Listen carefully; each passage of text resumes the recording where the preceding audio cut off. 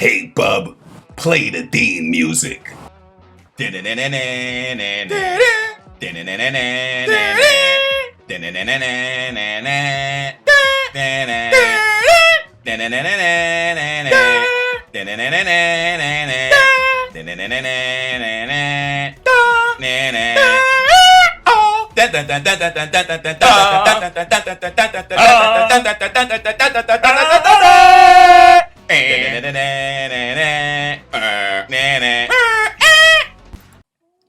All right. We back again. Greetings, everybody. Here we go again with another MME Educating exclusive on the X-Men Everything playlist. Go check it out if you haven't. All the episodes of X-Men 97 being broken down and given origins, backstory, and the roots of everything. And of course, with this episode 4 right here, Motendo / Lifedeath Part 1, we got a lot to discuss, like always. But let's shout out everybody who's been viewing, subscribing, liking, sharing, all that stuff. But especially, like I always say, the comment sections. It literally every week is getting more interesting, better, more productive, progressive, and all that. I salute all of y'all. Too much to even try to start naming, but you know, there's a lot of, if you want to really get down into beyond the actual episodes and recaps, check out what's going on in them comment sections. There's a lot of things that are not explained from the past, the comic books, the movies, the cartoons. Everybody is putting everything together in them comment sections. I appreciate y'all always for that. A lot of good dialogue. But the best thing, I think, to be honest, is well, not the best, but it's the most fun, is when the comments are arguing or debating about if X-Men 97 is really based off of reality or not. For some reason, I'm not sure why, but it seems like people believe that writers are not using reality to create their art. So I think it was always is important for me to just throw this out there before I bring these topics up for today. George Lucas, everybody loves Star Wars. George Lucas is the creator, writer of Star Wars. And he has a famous interview. It's not that many interviews that he actually did, but you guys can check this out. It's going to be easy to find. George Lucas explained literally how he believes that writing is absolutely based off of reality. And if you know, the best writers are the ones who can kind of hide it or cloth it a little bit to the point where, cover it to the point where only those that really know are going to spot it right from the beginning. And it's going to take people multiple watches or sometimes even years to really catch certain points and parallels that the writer, you know, kind of subliminally put into the script. So that's what happened with X-Men 97. And that's when, if you go check out any of the recaps, that's what you're going to hear. And guess what? Once again today, we're going to drive those points home even more. X-Men 97, shout outs to the writers, everybody behind this staff, the production, everybody, people who doing the voiceovers, the animation team. Shout outs to everybody. They did a phenomenal job. This episode here, this episode feels like it has some of the most themes, but it was less storytelling basically going on, if that makes any sense. It was interesting. It had basically the most kind of action in this one from the kind of started off early. But long story short, the themes for this episode are going to be based off of, once again, Magneto's parallels with Malcolm X. That's another one that's always discussed. Genosha. We mentioned Genosha last time. We're going to mention Genosha and how it has similarities with Ukraine and with the Middle East. So that's going to be interesting to break down as well. We're going to see this throughout the whole series, and maybe that's definitely throughout this season. But romance is a very big topic that's played around with in here. Like I told you guys, target audience is a big deal. So you can clearly see from these themes, they're covering different topics again and different target audiences. So romance is something that covers for everybody. Everybody can relate to some type of romance.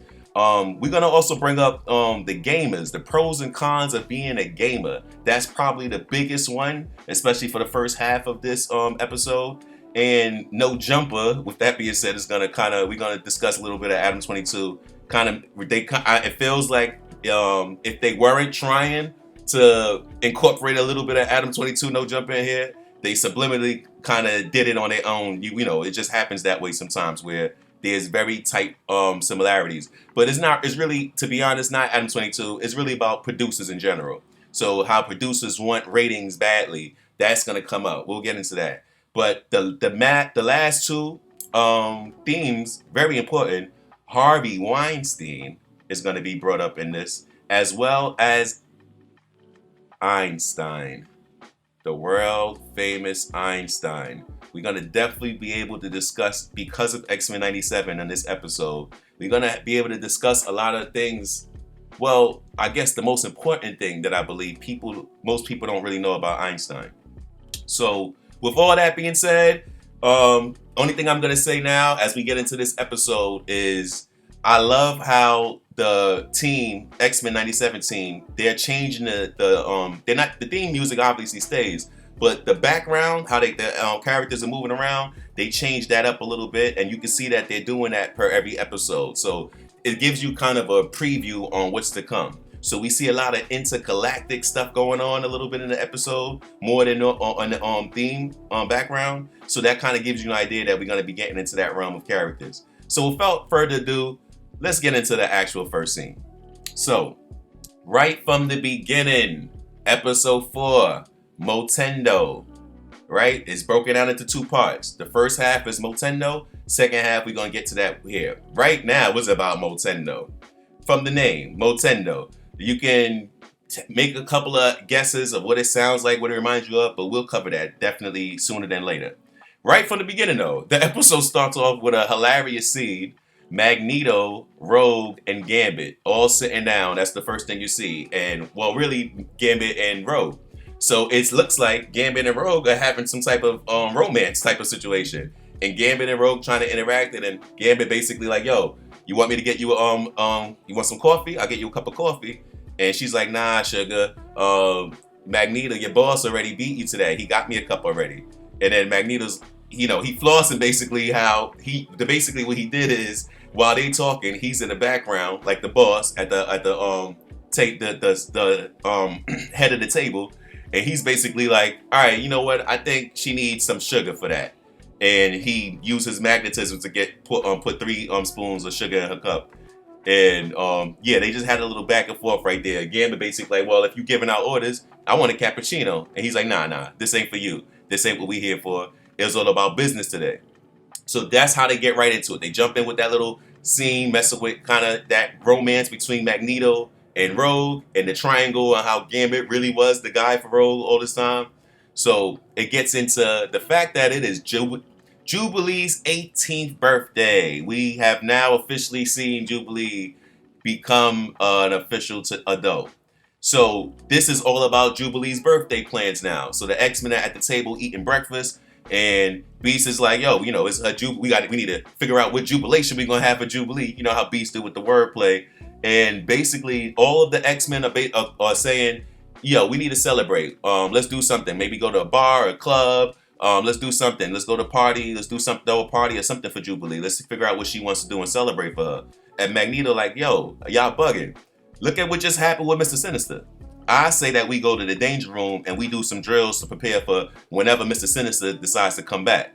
So the X-Men is like, yo, this is crazy. Like, what type of person are you? Only somebody who ain't got no background and love in their life is acting like this. Like, I bet Magneto didn't really have no birthday parties when he growing up, so he don't understand.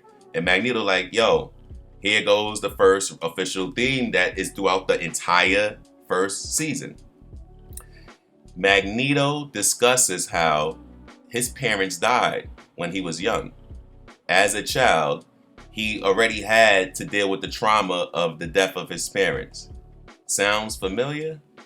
For those who don't know, and especially for those who are arguing and debating the influence of the civil rights movement, I really want to know why that's such a hard thing. Out of everything that's discussed, the parallels of the civil rights movement seems like it's the hardest for people to grasp. And it's specifically, it doesn't, you know what? It seems like it's only Malcolm X.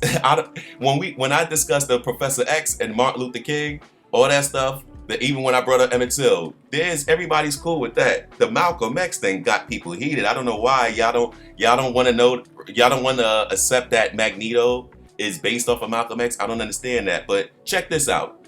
I've pretty much realized that you guys who are pretty much arguing this, once we get into the civil rights side of it, y'all have nothing to say.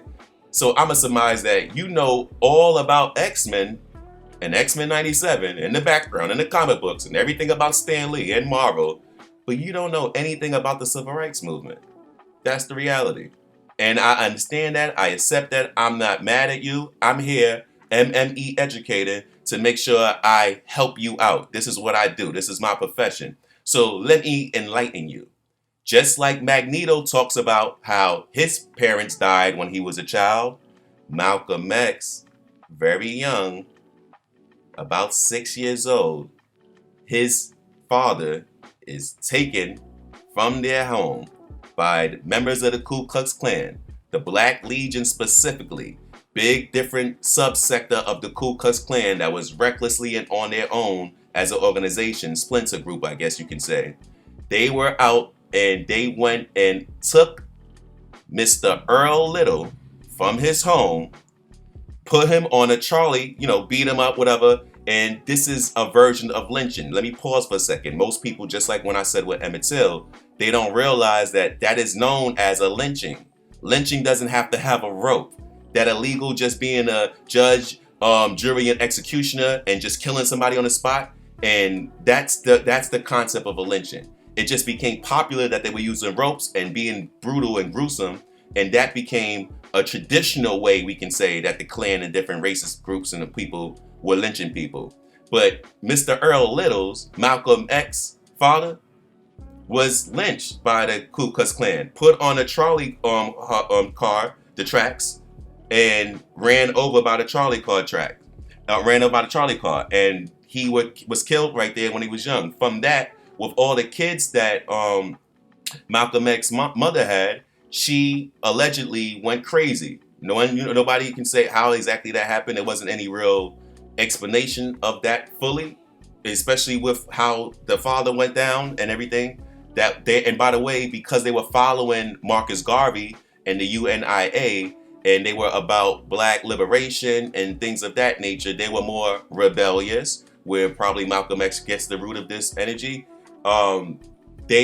She went crazy, the kids got spread apart and everything, and it ruled from a childhood, just like Magneto. We used the same type of situation where the upbringing wasn't the same like everybody else, and that's why the militancy is there and not really thinking about partying. So that's just that parallel. Magneto talks about how he ain't worrying about no Jubilee party because he's all about being serious and militant, and it's time to worry about Mr. Sinister. So as this is going on, back to the scene, Jubilee enters. Jubilee coming happy, yo, it's time to celebrate. Y'all know what I'm about. She's happy, excited, and basically, long story short, Magneto kept that energy up. Like, nah, we not celebrating. Sorry to tell you that, Jubilee. For your 18th birthday, we're going to go do drills in the danger room, preparing for Mr. Sinister. So right then and there, Jubilee cuts to the scene where she's pissed off. Because this is the thing. They basically asked Jubilee, yo, what do you really want to do for your birthday, Jubilee? And while Rogue asks her this, Jubilee is thinking and she's coming up with different ideas, but she's like, yo, overall, the main thing that I really like to do, I want to play games. Let's go to the arcade. I think that's going to be perfect. That's exactly what I would want to do to celebrate with all of my loved ones. So that's when Magneto cut her off, basically. So she goes back to the room, and before she leaves, Rogue is like, don't worry about anything, sugar. We got a nice surprise for you today. So Jubilee is mad that Magneto said that, but she's happy that she knows at least they got something coming for her.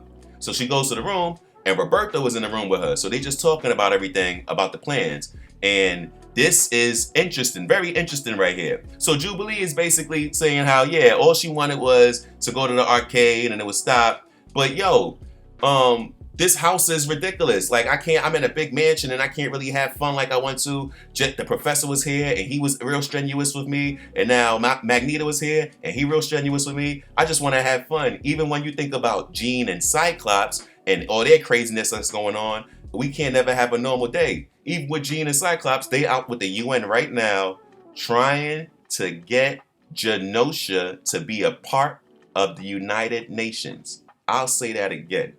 Another heavy theme, like I mentioned, Genosha.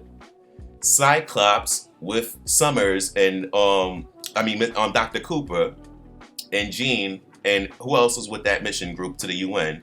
They are on a mission in the United Nations to get Genosha to be recognized. Remember, Genosha is the island for mutants, or the land, that land mass for the mutants, to get them to be recognized as a part of the United Nations. So for those who don't know, United Nations established after the League of Nations was crumbled. League of Nations was established after World War I to prevent any more world wars. Obviously, World War II was a world war. That's why the League of Nations crumbled. And now the United Nations was supposed to be a broader brand organization that included more nations around the globe.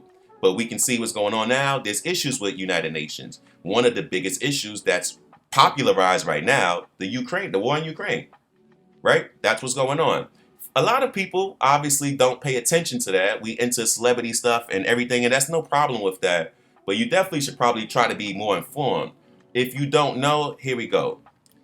The Ukraine versus Russia situation right now all started because Ukraine wanted to be a part of the United Nations. That caused a whole issue that is still ongoing right now as we speak. That's what that was about. So because of that, Russia's only issue was saying that these nations that are so close to Russia, they cannot be a part of the UN. We don't want them to be a part of the UN. We don't want them to mess around with anything that's sovereign with us. We run this side of the world. So that whole Ukraine, Genosha connection, wanted to be part of the United Nations, that's a very strong parallel. Now, let's move on. We're going to bring back Genosha up, moving on. Another thing, like I said, target audiences. That whole United Nations talk right there with Genosha, people who are adults and understand this, they're going to know about, oh, that's just like Ukraine. It's going to bring more entrance and a bigger target audience, or wider target audience. Just like the concept of Jubilee. Now, next scene, or this scene, she's expressing to Roberto basically that she's a gamer and Roberto's a gamer. So this is showing a lot of love to gamers. So we're going to realize throughout this episode, one of the biggest things is the love of gamers and the pro and cons of gamers. Being a video game head. So we already know, everybody knows, if you're not one yourself, you can be playing a video game, really get caught up into it, and end up playing that thing for hours and hours and days and weeks and months and years, and it can go on for a very long time, getting caught up in video games, part 1, part 2, part 3, then this series, and then that, and then this one.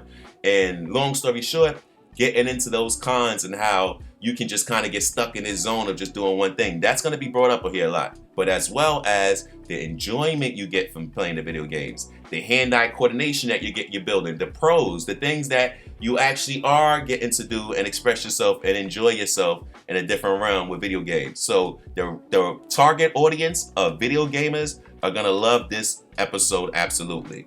Now, let's get into where things really heat up now, officially. Jubilee looks over in her room and she realizes, hey, you know what? Forget that arcade. I got this new surprise over here. And she looks over and realizes there's this video game called Motendo. And it has some type of X-Men game in it already. So Jubilee's like, you know what? I'm just going to play this. And right off the beginning, Roberto's like, I'm not really with that. That looks too old school. That's not my style of video game. So now, for those who understand, all right, we had Nintendo and Sega Genesis. Super Nintendo, all these things. If you think about the Super Nintendo and the Genesis, the concept, that's what that Motendo looks like. Just pay attention. The controllers, the whole flat platform. So Motendo ends up as Roberto is basically kind of dogging it like, yo, this is old, it looks old school, that ain't something I even want to care about playing. As soon as he starts dogging the game and talking kind of downplaying it, the game just turns on by itself. And as they're shocked and surprised on, hey, how did that happen? Like, nobody turned that on. The game has tentacles that comes out and attacks them.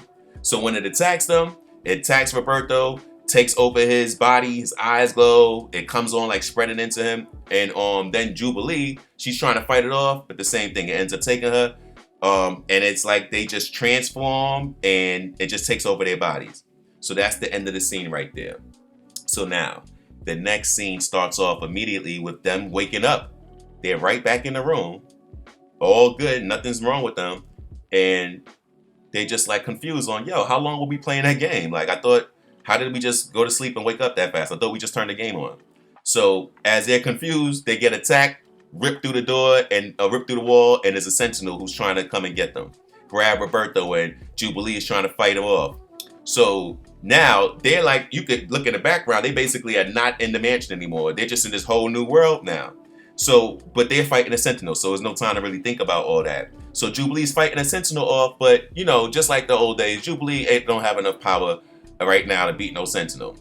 So she's like, yo, they running and hiding. She's telling Roberto, I need help. And you playing around, it's time for you to use your powers.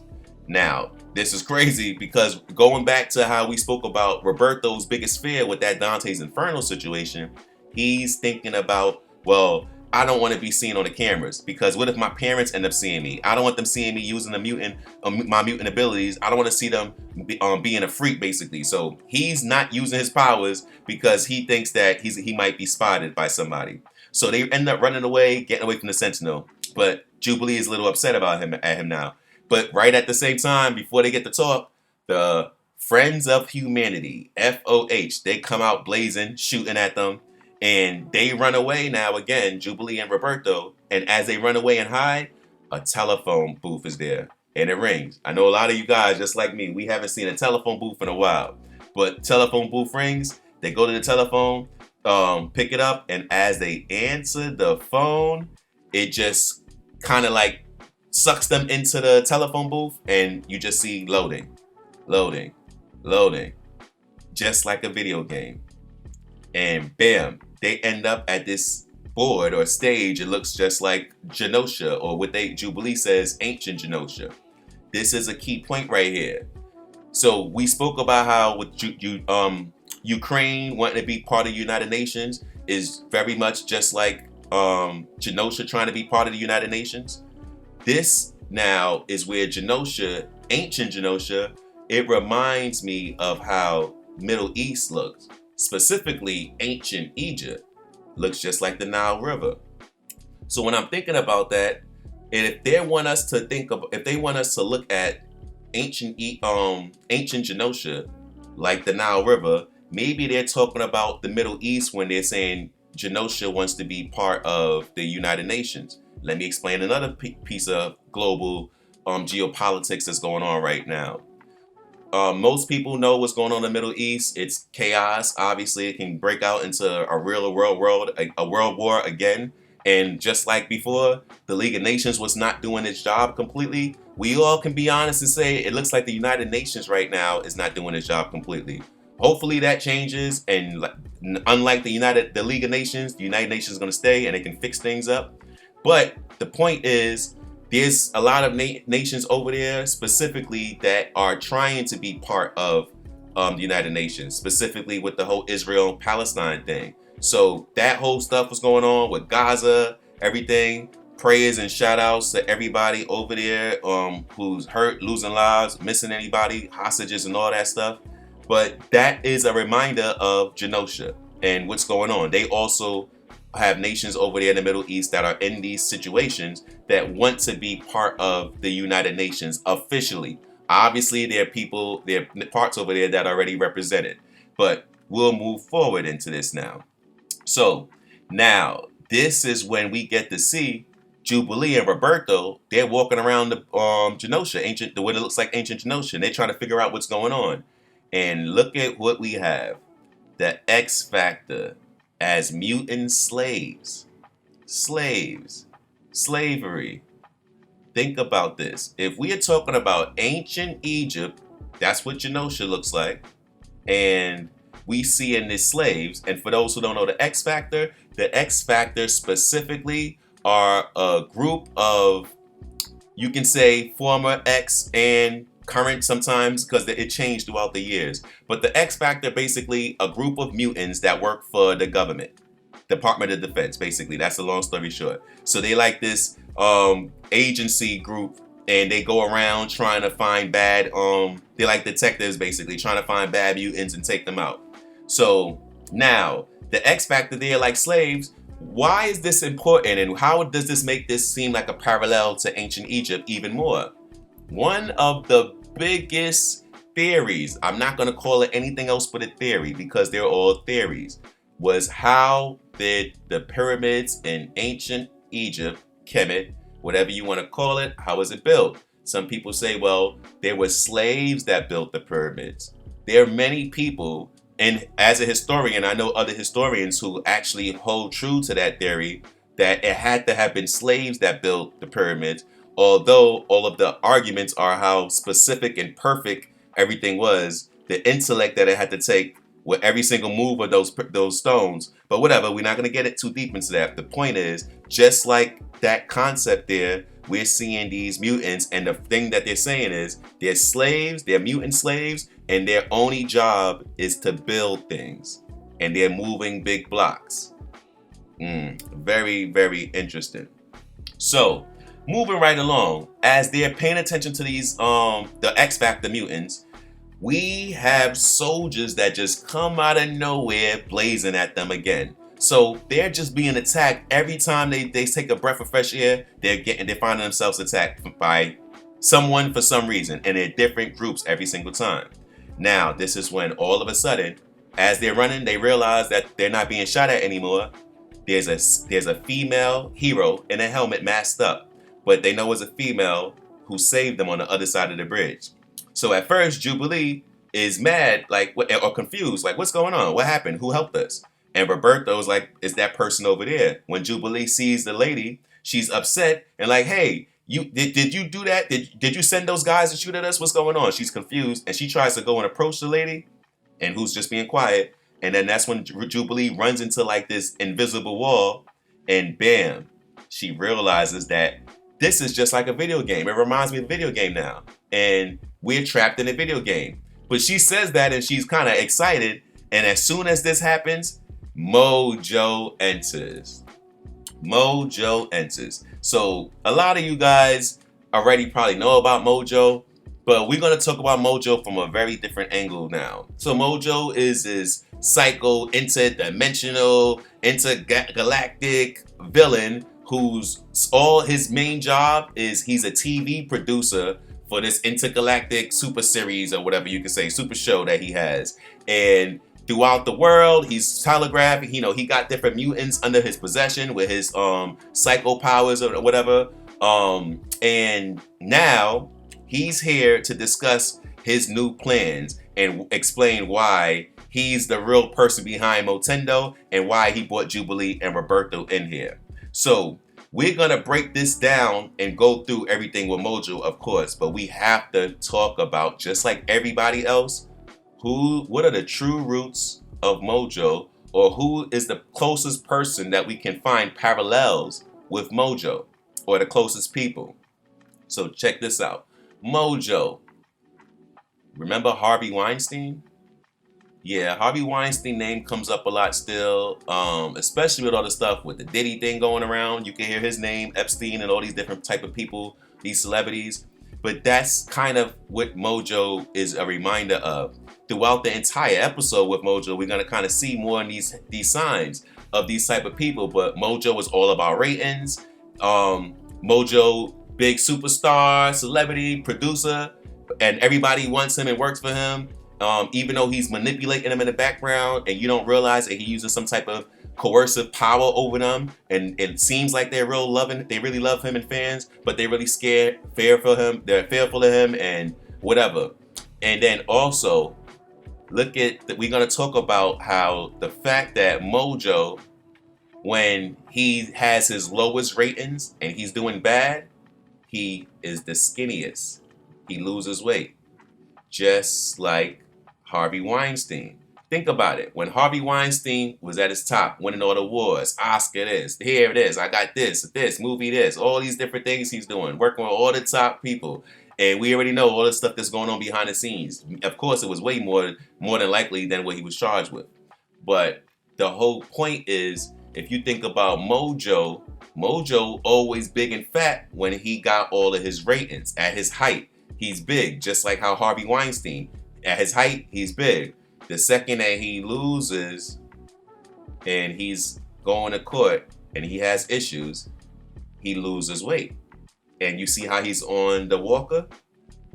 Look at Mojo with the extra metal legs holding him up. Lost weight, but was heavy before with all the ratings. Lose weight when he has a bad problem. Real serious right there how they broke that down in the parallels. And there's no way to ignore the concept and understanding that Mojo sounds a lot like No Jumper, meaning Adam 22, with the whole concept of being content over everything. It's all about ratings. I'll do anything for views. We already know from the stuff with the whole thing that he did on the April Fool's joke for the whole, all of the content about the gang activity and things like that, just trying to grab different ratings from everywhere he can. So very interesting. Now, let's get off of that now. We're going to have more things to talk about with Mojo. Let's get into this now. So basically, Mojo is explaining now the reason why he put Jubilee and Roberto in this game is because he went from doing shows to now doing games. Basically, Mojo has a whole plan now to use numbness of the mind, Mojo has a plan to use mental numbness, basically by having video gamers non-stop playing his games and being stuck in that world and focusing on there throughout the entire dimension, all of the dimensions. His plan is to get them all interested into this game, and the best and biggest game he can make is when somebody's in danger, and especially somebody who's in danger and can save themselves from the danger. So that's why he targeted the X-Men, and he has his games based around the X-Men. So he's breaking this stuff down now, real deep now, how Mojo basically is explaining how the game is all based off of memories. So every level is going to be based off of the memories of Jubilee and actually Roberto, because he was a part of this as well. So they're basically like, now they talking back like, oh, this is nonsense. There's no way that this is real. And Jubilee is basically excited. But they're like, yo, Mojo, I thought you were bigger than that. Like, how do you lost so much weight? And he's basically like trying to just talk it off like, don't worry about it. Just got a little surgery. He's trying to make up an excuse why he lost weight. But like I said, the stretch, just like with the Harvey Weinstein thing. But now Mojo's like, yo, this is a real game. So if this is a real life, even though it's a game, so the reason that is exciting is because if you die here, you die in real life. So you better make sure you make this count and make sure my audience enjoy this. I want the ratings to go up high. So that's when he's talking about how, yo, look at the past. We already tried different shows. And for those, once again, who have any doubt about how the parallels of X-Men are all around reality and society, Mojo is basically like, we already had seen all of these shows like Who's the Boss? Sounds familiar? Trying to figure out who's the boss in the X-Men. Is Professor X? Is it Cyclops? Is it Magneto? Is it Jean Grey? Is it Storm? The deep stuff right there. Then we got A Different World. People from different places. Bishop. You deep stuff right there. Fire how they put this in together. We have also Divorce Court. Sounds interesting, isn't it? You see this Jean and Scott Summers. That whole thing with, well, they just had it. Now we've realized that one of them is a clone. Cyclops basically has to divorce Jean. The whole concept, he's basically breaking down how, just like the real world, these shows got tired. People are not watching Who's the Boss, A Different World, and Divorce Court now. They're watching and doing different things. Mojo basically saying, that's why I had to transition. And now we go into games, and the first game is the X-Men game. And now you guys start right now. And the scene ends, and we gonna get into the next scene. So now here, right from the beginning, like I said, Jubilee excited. She's happy to be a star. And the first stage is her versus the Sentinels. Well, I should say Jubilee and Roberto.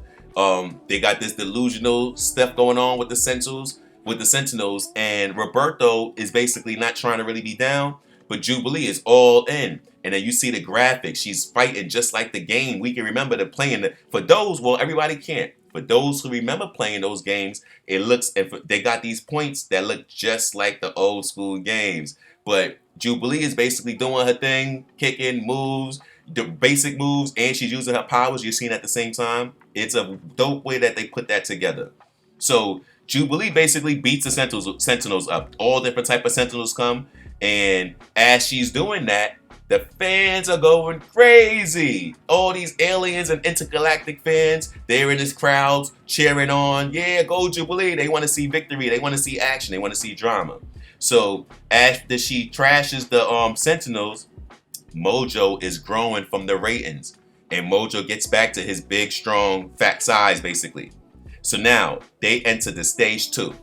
And now they're in the Savage Lands. They fighting all the dinosaur mutants now. But this time, maybe Roberto is excited. Roberto is starting to fight. He's not using his powers, but he's basically doing the little jabs and stuff like that, like the basic video games. If basically, you know how a kid would play who doesn't know how to play, but just doing punches and kicks and can't do any of the moves. That's what it reminded me of. They did really good with this, and Jubilee's still doing all her special moves and everything. But these dinosaur mutants are too strong, and at this time, all of a sudden, a hand comes out, snatches them, and saves them. And Mojo is pissed off because the dinosaurs look like they was about to start winning. So Jubilee and Roberto was saved again. Mojo was furious. He's mad, and this is when we see that Spiral is officially working for him.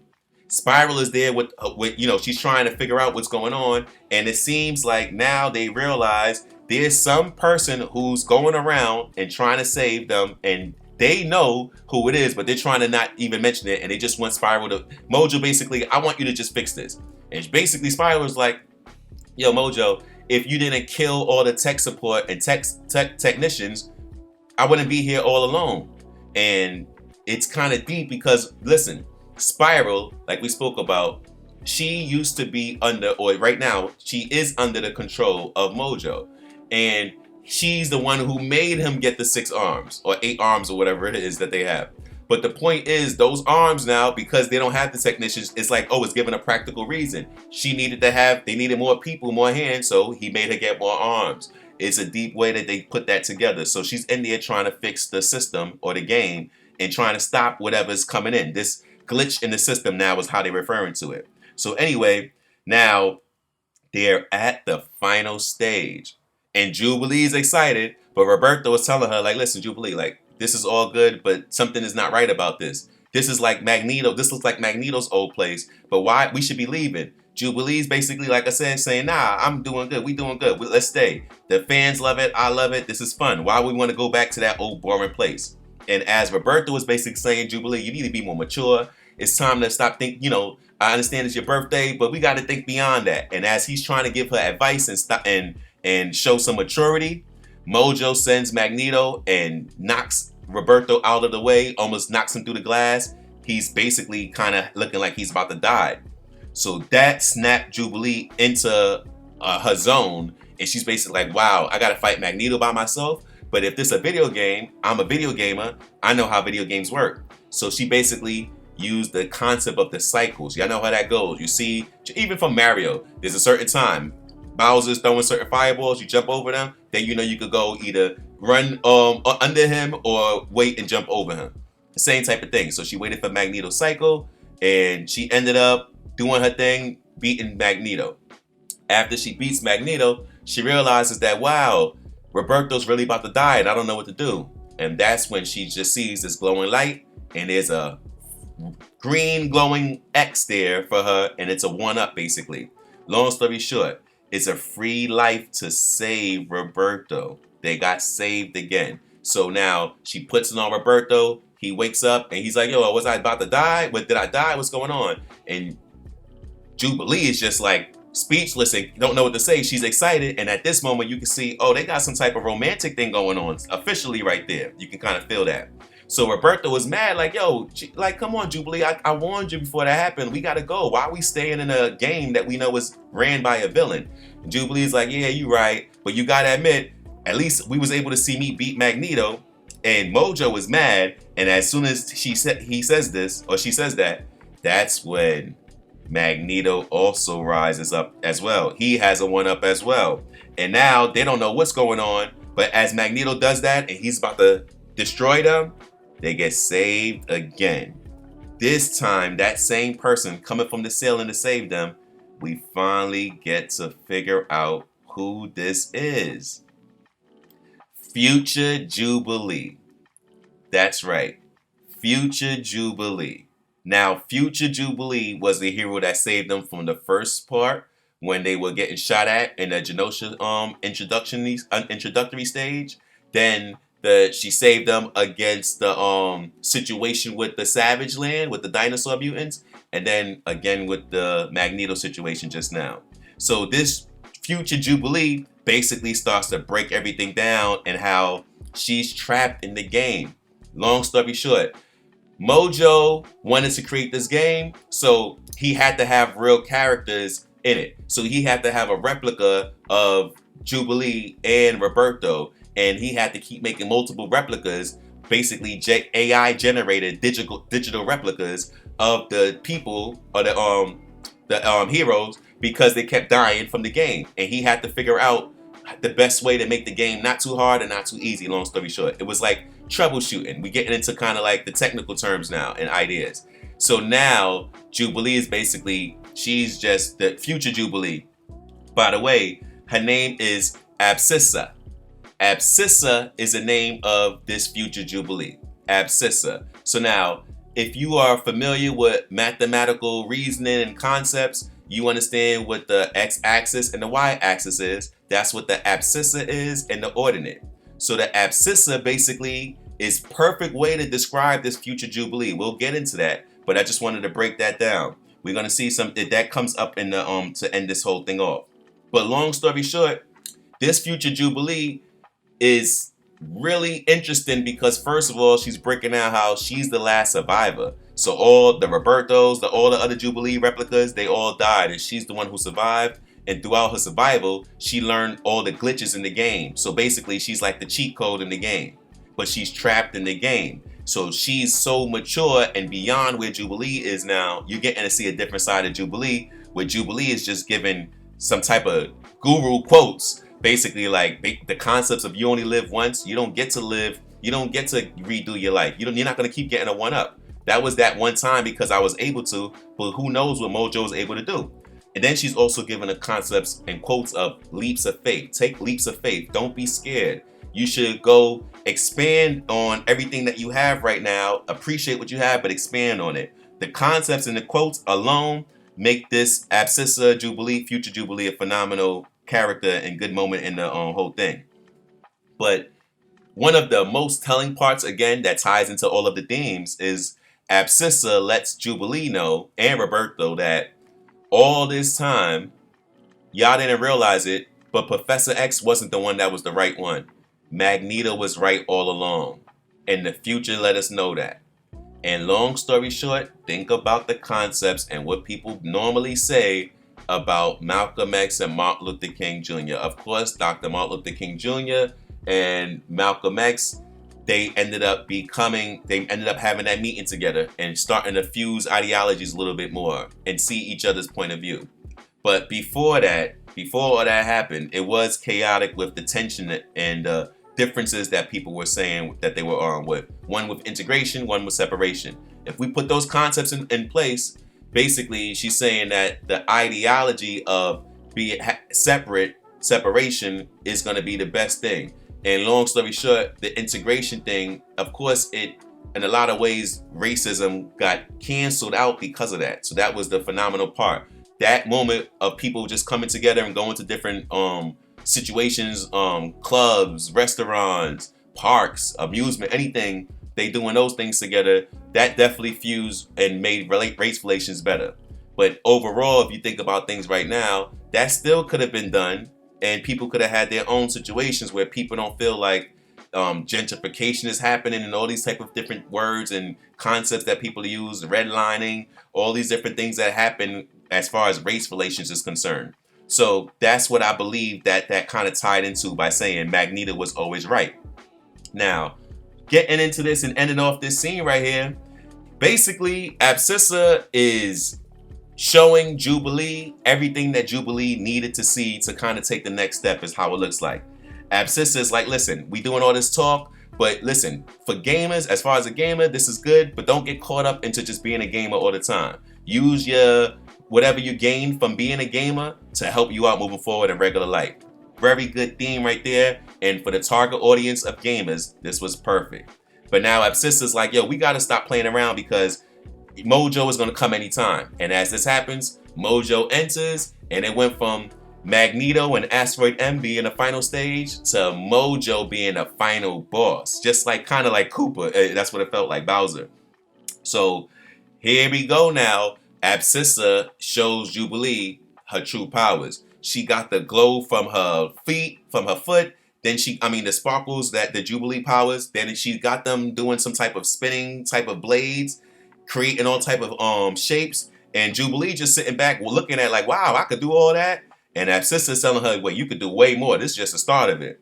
So that's real telling because Abscissa, she basically started taking out taking out Mojo single-handedly, chopping off his legs.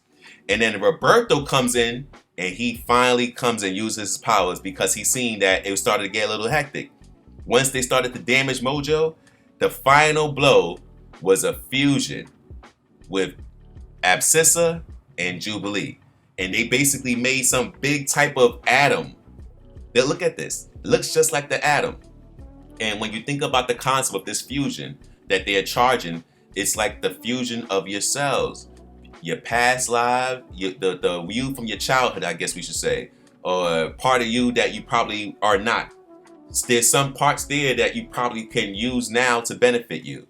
And parts of you now you can probably get rid of and correlate those two things together with the best parts of your old and the new. And that's what it reminded me. Fusing the best parts of yourself, know thyself, and that's how they were able to take out Mojo. Just like his rules in the game. If you die in the game, you're gonna die in real life. So he's really bruised and hurt. They beat him up badly, and then final blow is Spiral is right there, and she pushes him or delivers the final blow. And now you can see, because that is what happened in the comics and everything. Spiral ended up being free from Mojo. So this basically is how they showed how that happened, but she still got to keep her powers. So just like Spiral, when Mojo dies, the game is over. So game over is ended. Spiral vanishes, and so does Abscissa. And right after that, they all, Jubilee and Roberto, they just wake up back in the bed where it all started. But this time they wake up and they look, and they go right to the Motendo, and they see that Motendo was destroyed. So now they realize, oh, all that was real. Now they realize all of the benefits that actually had. Even though it was scary, Abscissa was basically there to teach Jubilee things that she had no idea she could do. So that was powerful, and it ended with the romance theme again. Jubilee's 18. They end up having a romantic kiss, and the scene slowly goes away, and they bend over, like they basically laying down, and you can use your own imagination of what happened. Jubilee's 18, and that's the end of Motendo. And for the last scene, we have one of the best cliffhangers finally brought to life.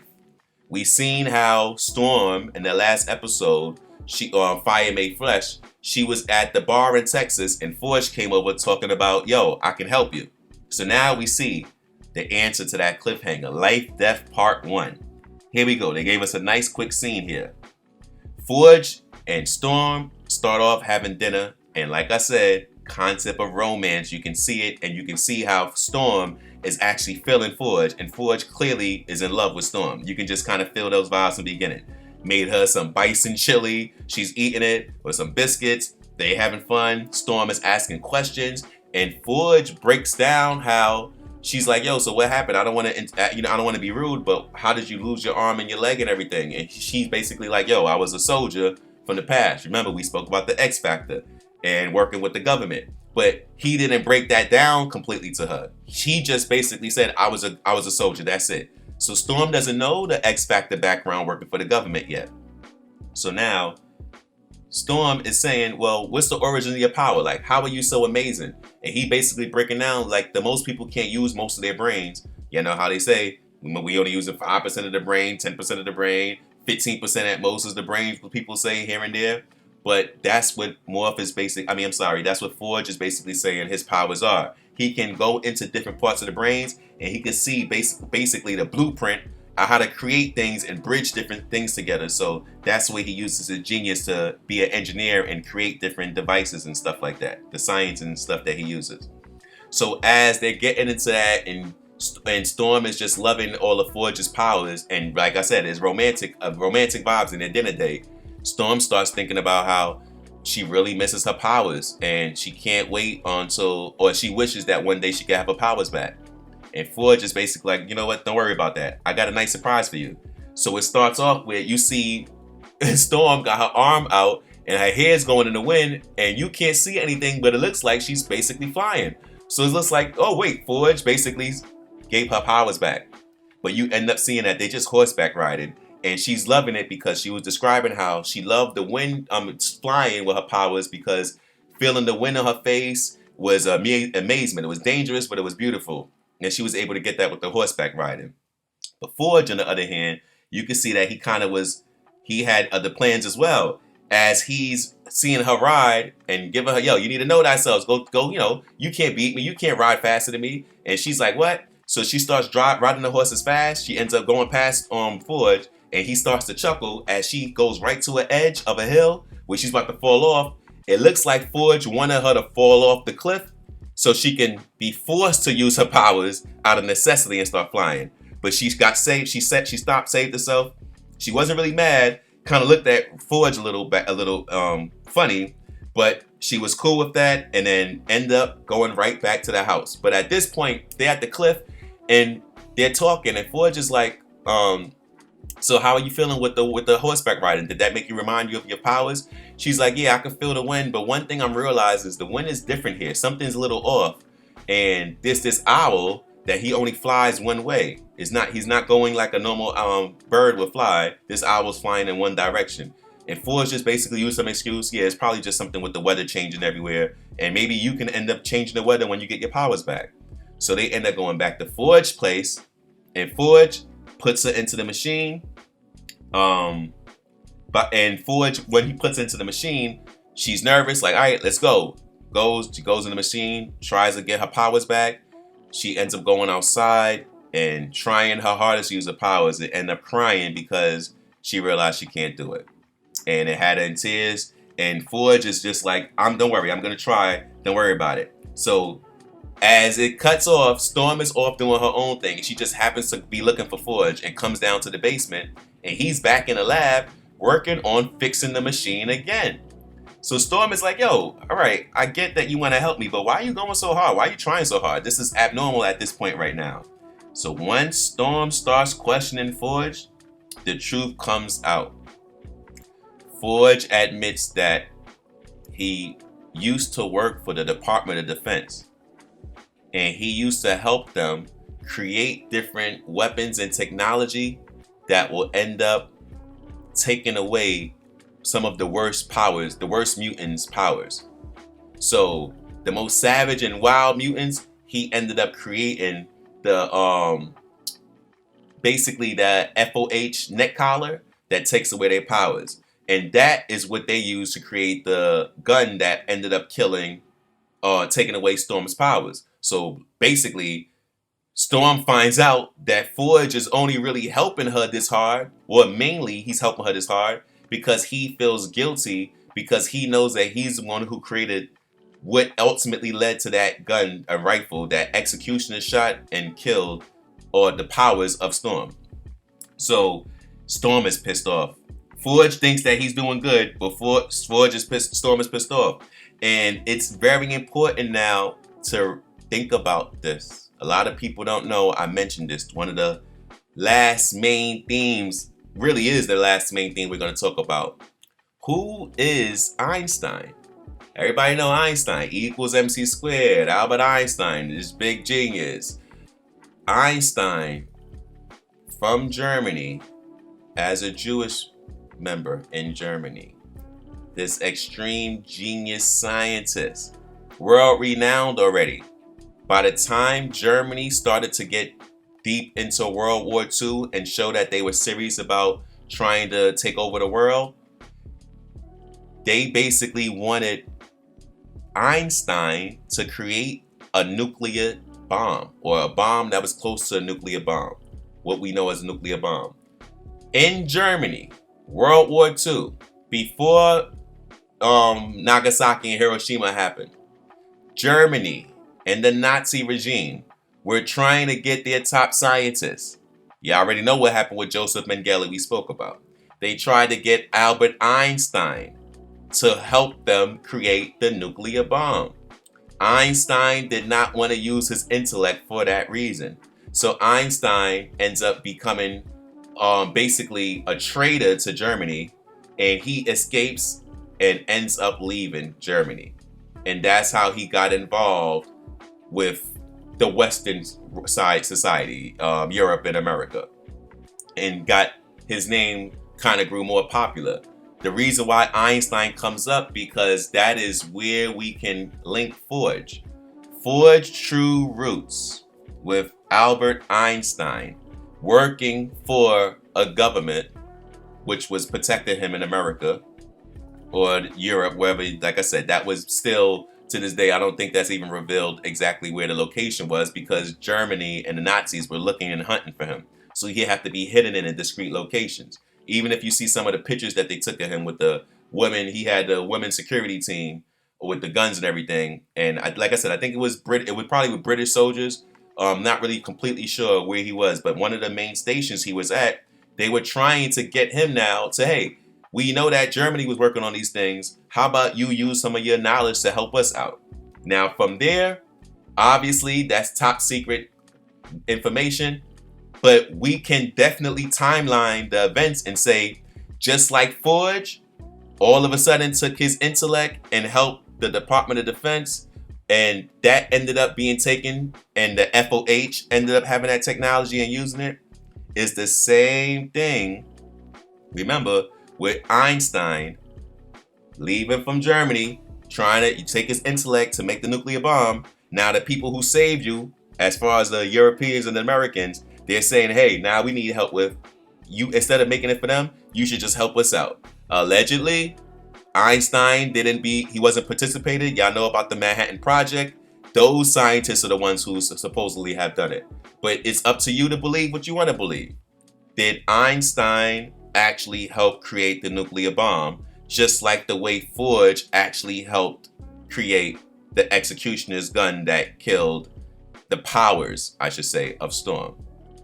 So, yeah, that's some deep stuff. But from there, this whole thing ends where Storm is basically like, you lied, he lied. And Forge basically admits, yeah, I lied to you because if I told you the truth, you wouldn't let me help you. And I really want to help you. And he said, I'm just going to say this one time, Storm. It's not just about the weapon. I really love you. So as he says that, she slaps him, lets him know, like, I'm not playing this game. You just try to use me. She packs her stuff and leaves. She gets on horseback. She's riding away, pissed off. And then all of a sudden, she sees these red eyes. Once the red eyes are seen, she just falls. So remember now, red eyes and falls. We just seen that in the last episode. Mr. Sinister with the dark red eyes. The Dante's Inferno situation when they just fell. Same thing. And so that's the first thing I'm thinking about. So as she falls now, she goes and she's in Forge's house again. And she's confused on, why am I here? How did I get back here? I was just on horseback. And Forge is confused on, I don't know what happened either, but you're here and everything's all right. That's when this evil owl with the red eyes comes out and is like, seems like it's basically a mutant, attacks Forge, hurts him, throws him away, grabs Storm. Storm thinks she's about to be dead. And that's when the cliffhanger ends. The owl talks. The evil owl is like, no, I'm not here to kill you, but I'm about to control you. And the question now and the cliffhanger is, who's controlling the evil owl? Who's behind the evil owl?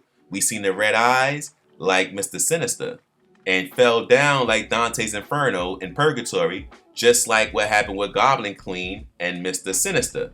So it kind of leaves but I have to also say the owl had a sound that sounded like Mojo. But Mojo allegedly just died, but he's with the dimensions, that could just be anything. And then it looks like Sinister. So I'm trying to figure out for the next one for you guys.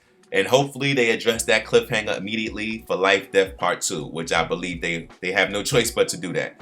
So until episode 5, enjoy. I appreciate you all. Continue to ride the wave. Subscribe to this tribe. I want to hear what y'all have to say in them comment sections. Always a lot of knowledge. I appreciate y'all always. Peace, love, blessings. One love.